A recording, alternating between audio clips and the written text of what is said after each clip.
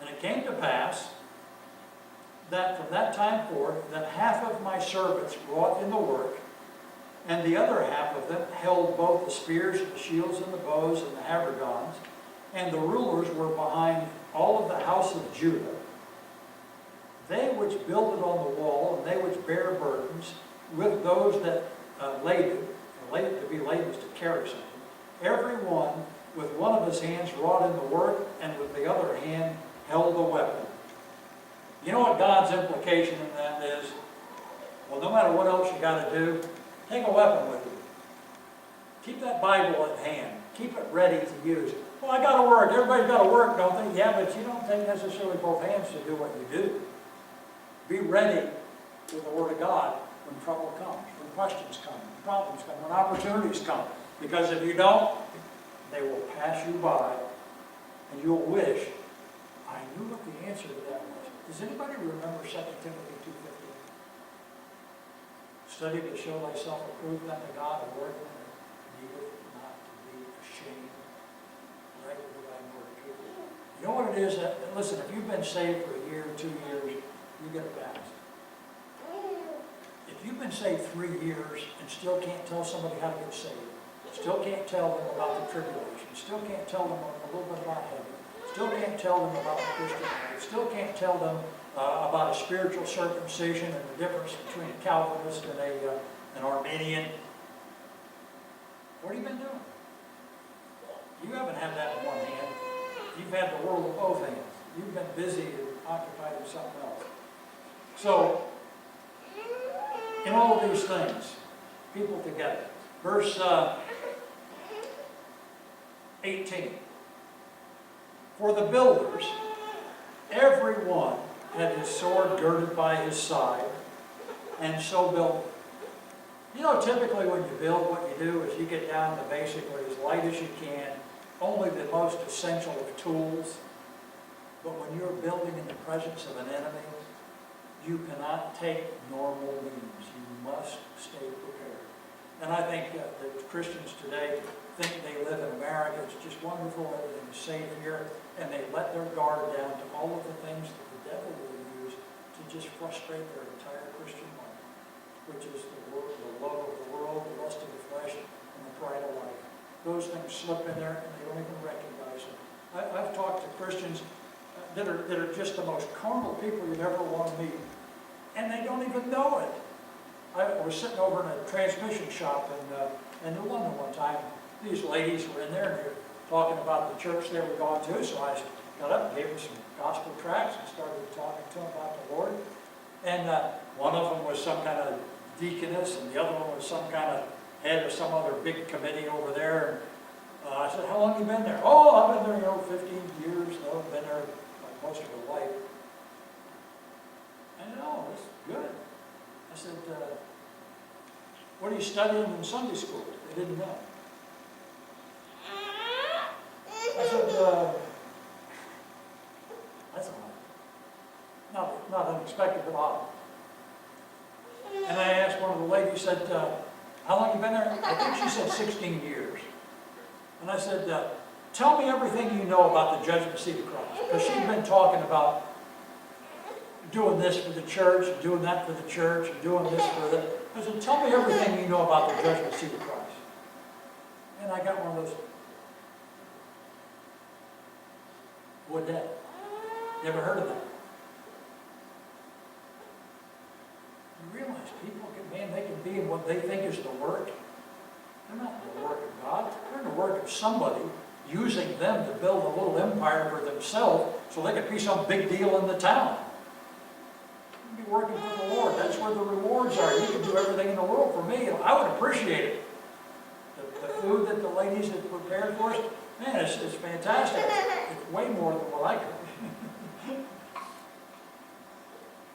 But that won't get you to heaven. And that may not earn you rewards at the judgment seat of Christ, but I'd like to tell you it would. But doing something for the Lord, that's where it's at. They didn't know anything about it. And I explained it to them, and they said, where's your church? And I'm thinking to myself, why? You're never going to. You're so used to that slop that you're doing, you're getting, you think that's really certain. I said, you don't have any idea. I told him. I said, I'll keep an eye out for you. I'm still looking. That's probably a year and a half, 2 years ago. Everyone with a sword girded by his side, so builded. And he that sounded the trumpet was by me. Somebody to sound the alarm. Years ago, when our church was kind of just starting, most of you are probably too young to remember this, but there was a big wave, probably back in the late 80s, of Satanism. It was just everywhere.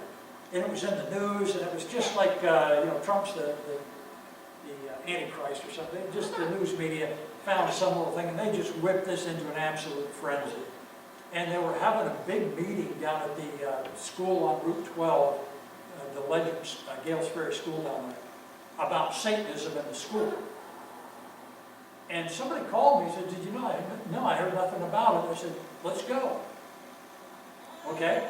Man, I got on the phone, and in 15 minutes I'd call people. We had probably 10 people at that meeting, and we had people that went inside there, and there were some tables and some other things, and they were just tables there. I think they were left over from the school. They sat down with some tracts, spread tracts out on the table.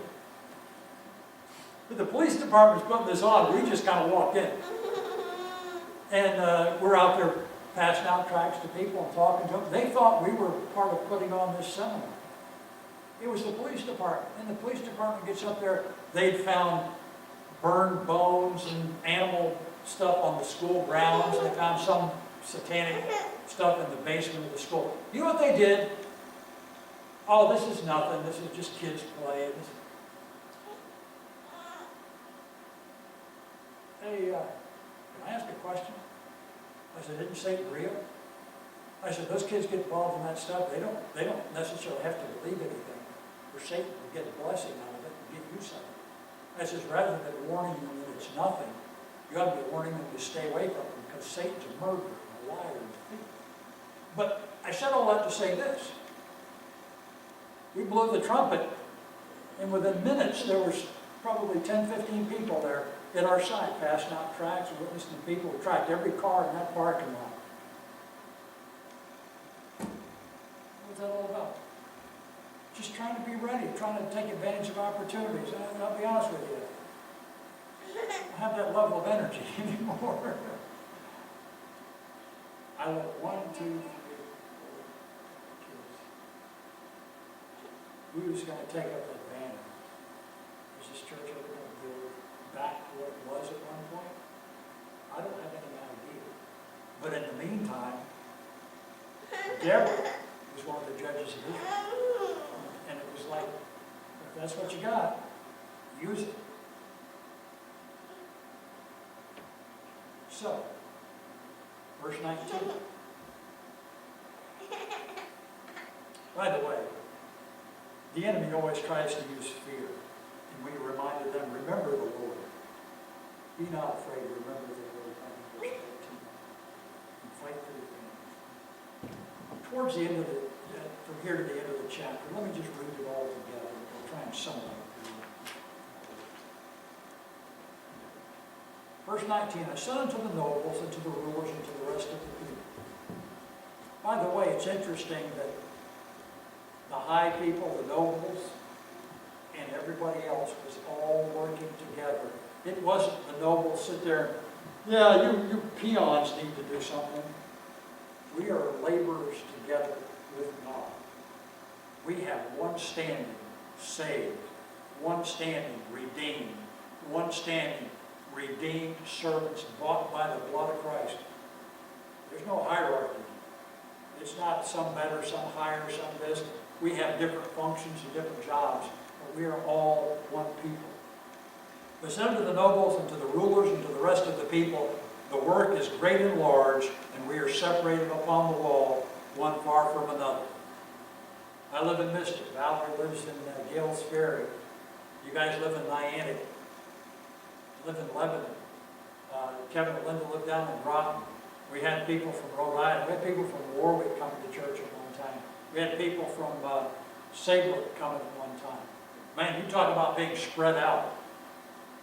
You got to be really watchful, because who knows what's going on in that level of distance. Verse 20. In what place therefore ye hear the sound of the trumpet, resort ye thither unto us, our God shall fight for us. So we labored in the work. Boy, that's the most comforting verse. We're not in this alone. God's doing it.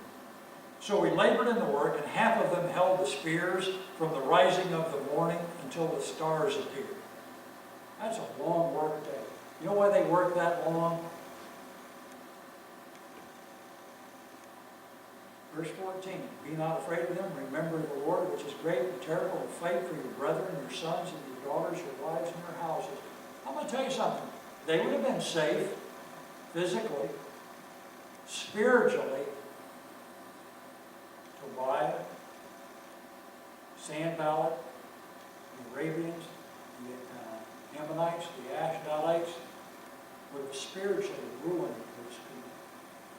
They needed to put up walls to keep their families safe. Likewise, verse 22, at the same time said I unto the people that every one with his servant lodge within Jerusalem. They're building a city. It's nothing. They're literally camping out to work there.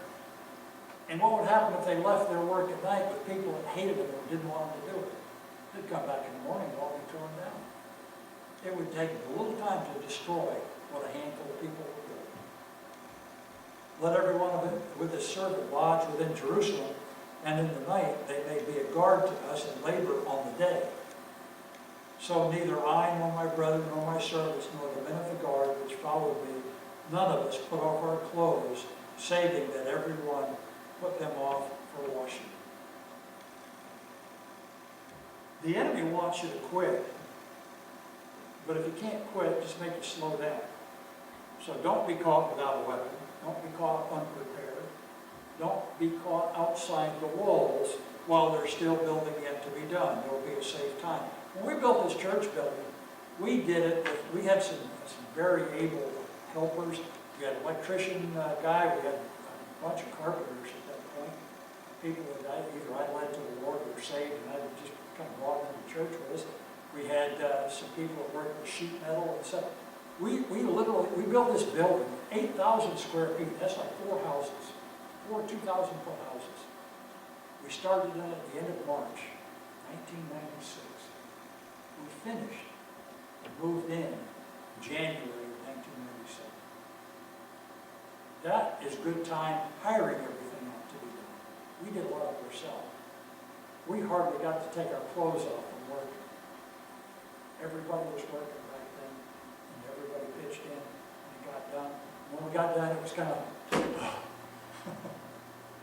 and you know what's sad? Some of those guys, especially the building trades, they love a challenge, they love building. They weren't necessarily too spiritual, and when the building was done, you know what they thought? Well, the work's done. Oh no, the work now starts.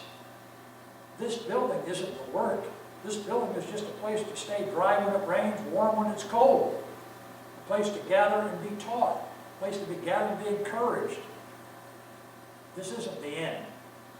This is just wood and plastic. Building people is our work. Building up lives is our work.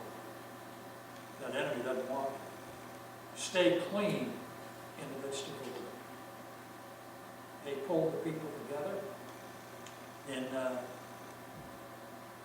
let me just kind of highlight for you chapter 5, verse 1 through 13.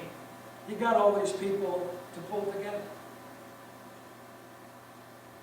Verse 7, the rich people and the elite kind of slacked off. He says in verse 7, then I consulted with myself. I like that. Every now and then you got to check with yourself whether you're right. What am I doing? And I rebuked the nobles and the rulers and said to them, ye exact usury, every one of his brother, they're charging them interest for what they're loaning him. And I set a great assembly against them. Down in verse 9 it says, also I said, it's not good that what you do, ought you not to walk in the fear of our God because of the reproaches of the heathen, our enemies? So he takes all of these people. In verse 13 says, finally, also I took my lap and said, so God shake out every man from his house and from his labor that performeth not his promise. Even thus he shall be shaken out and emptied. All the congregation said amen and praise the Lord. and the people did according to his promise. Some of them got tired. Some of them said, well, you know, it's enough. We got a wall this high. Yeah, but we're not safe yet. It isn't done. It's not all sealed up. We've got to keep on building till we're secure. He did what God asked. He prayed to God for strength to do it, and God answered. He got a blessing in chapter 6. Look at chapter 6, verse 15. It says, so the wall was finished in the 25th day of the month of Elul, in 52 days. In 52 days they were building that wall. 52 days they were sleeping out under the stars, guarding one another's backs, and being a security force for the men that were laboring. And then they'd trade off, and the other people would come in there and do it. 52 days they did all that. And it came to pass that when all our enemies heard thereof, and all the heathen that were about us saw these things, they were much cast down in their own eyes, for they perceived that this work was wrought of our God. I think that it gives me chills to think about that there are times in your lives when people think, you're never going to get that done. How are you going to build a building that big? But we had literally kids and women hanging in the rafters here, putting up great big chunks of sheet metals, 5, 6 feet long, 3 feet wide, and you'd come in here and you'd see people, you know, people's feet hanging down from the rafters, and they'd never done a thing in the world like that before. You say, how are you ever going to get that done? I have no idea. God's still God, and they did it. The work's beautiful.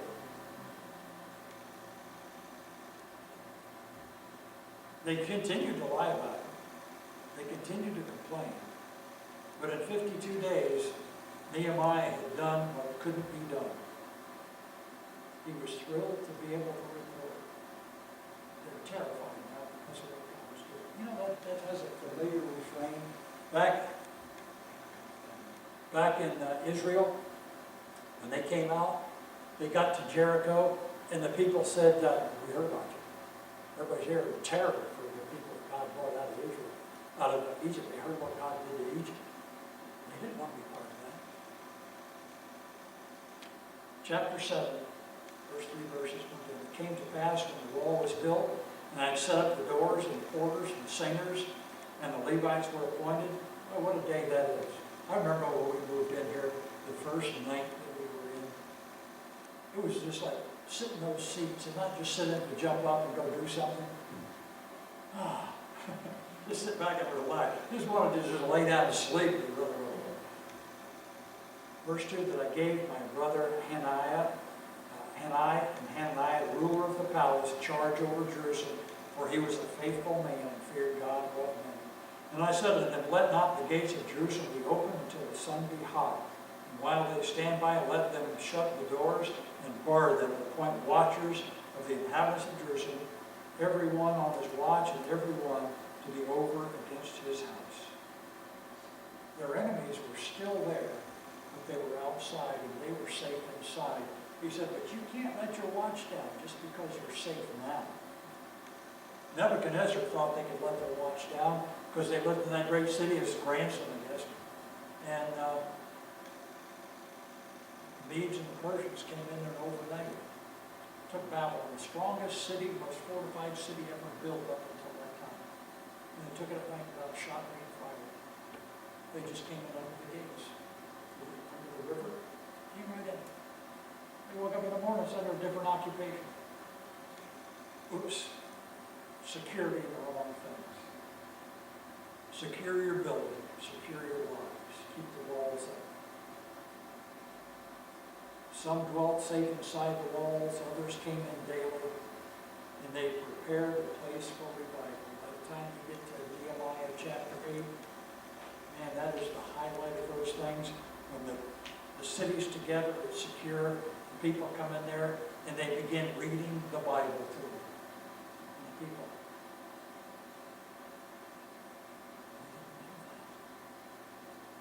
They were terrified. God's gracious. And He established peace. Good to be saved. Good to have God's warning. Let's stand. Way long time. Way long. We should save that for Sunday morning. increase in it. I just, I like building things, I like to see the challenge of what it is.